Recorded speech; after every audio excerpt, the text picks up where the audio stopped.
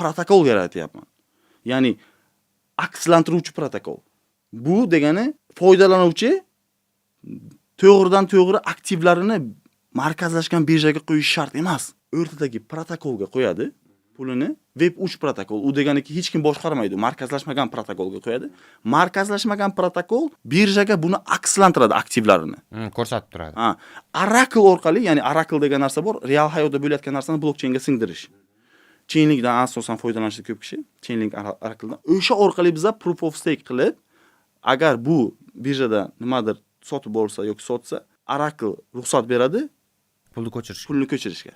Yo'q, ungacha o'tmaydi. Birja qulasa ham juda sug'urta, juda bir anaqa chegar zaxir nima himoyalangan joy ekanda, u safda turgandek turar ekanda, ungacha ishonchli bo'lmaguncha.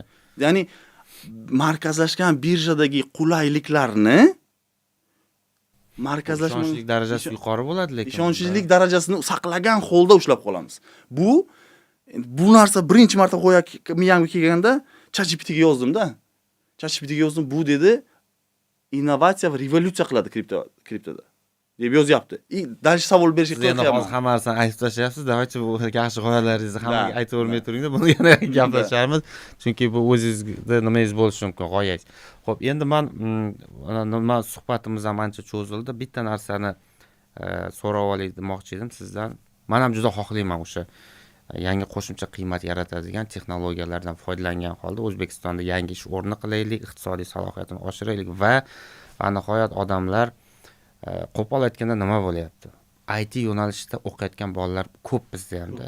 Juda ham ko'p va IT yo'nalishida ta'lim olayotgan bolalarda qanchasi bilan men gaplashmagan bo'lsam, 90% men gaplashayotganlar deyarli shu 90% undan ham oshiq kripto aktivlar sohasida faoliyat yuritayotganligi yoki yuritmoqchiligini bildiradi. Lekin bizdagi cheklovlar go'yoki oliy ma'lumotli kadrni tayyorladingda bir sohada yaxshi mutaxassis qilib, bir institut bitirib diplom olgandan keyin buyoqqa deb yana qaytarib qo'lga ketma berib dala chop deganda ortga qaytarib qo'yapti-da. Bunda mantiq bo'lmayapti. Ya'ni